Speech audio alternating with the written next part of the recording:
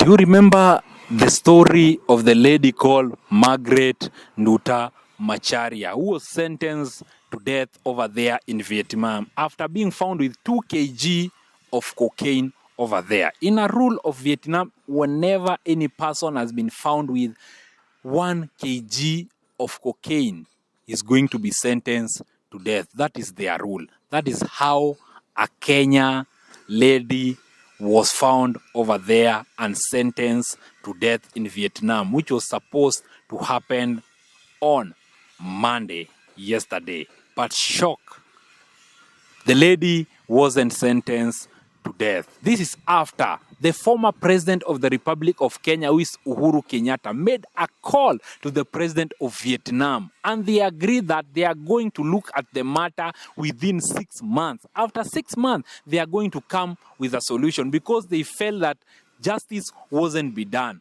Justice wasn't done keenly because they claim that Margaret Nduta is innocent. He didn't know that he was carrying drugs. He didn't know that he was carrying cocaine. But the question that I'm asking myself that it's not the first time that Margaret Nduta has traveled outside Kenya. How can you be given a briefcase, a bag, but you don't know what is inside? And also, Margaret Nduta was given 167,000. Could you not ask yourself, why am I given this money, a lot of this money, just to transport cargo from Kenya to Vietnam? But you are being told that you first use a bus.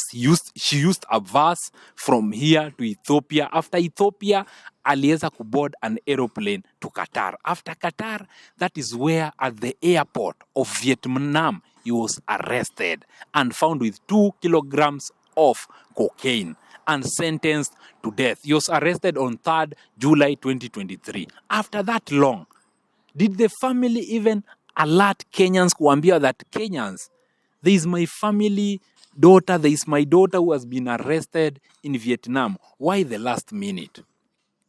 Why the last minute? This is something that I could ask the family. Mbona walikuja last minute wakaanza kuambia that mtoto wao amekuwa arrested Vietnam without doing anything, mtoto wao ni innocent? Mbona hawakuweza kuspread? That is 2 years, 2 years from July 2023 to right now. That is almost like 2 years. Hiyo kitu imefanyika, au madam ako huko amekuwa Vietnam kwa jela. The time that amehukumiwa kifo is the time that you are coming to Kenyans, unawaambia that my daughter, Kenya saidia, government saidia. I think this issue came out on Monday last week. That is the time that the family came out and need help from Kenyans. Kenyans are vocal. Kenyans came out, and Kenyans, they are trying their best to help. Let's leave that one aside. You as an agent, you know that this one is your client. How can you allow your client to use a bus from here to Ethiopia, and then a plane from here to Qatar, and then a plane from Qatar to Vietnam? Yet, she was alone. You know very well that hata kama agent, they are sending people outside. There is something that usually happens. There is no one that can be sent outside for work alone. Wanangojanga mkue group. That is the time that they are sending people outside. That means that this agent automatically knew what was in this deal, and he was part of the deal. That 2 kilograms of cocaine, if the mission could be successful, Nduta angegawia watu pesa? That is the question that I would like to ask. If the president, the former president came out and helped Nduta, what if the mission was successful, Nduta aweze kupata pesa yake?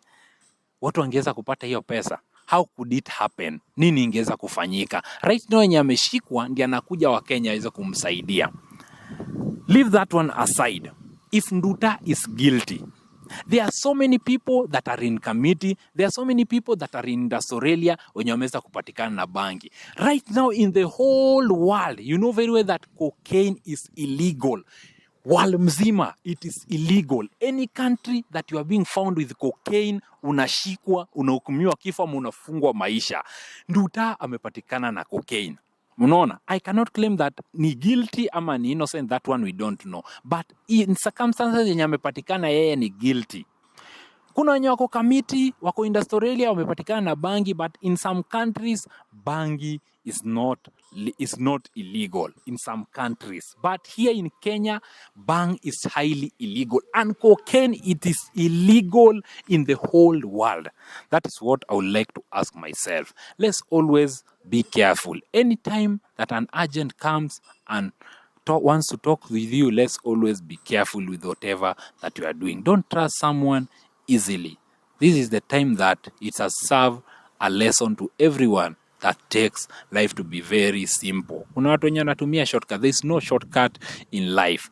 Nduta, your days have been saved by the former president. But next time, be very careful. Anytime that umeweza kupita hii kesi, maneno imeanza kuenda vizuri, be very careful. This is a lesson to everyone when wanafanya illegal business in the whole world. It's a lesson that kitu kidogo hivi inaweza fanya upoteze maisha yako. Like Nduta alikuwa anataka kupoteza maisha yake because of 167,000, something that is very sad. That is what is trending in the world of internet. Yes.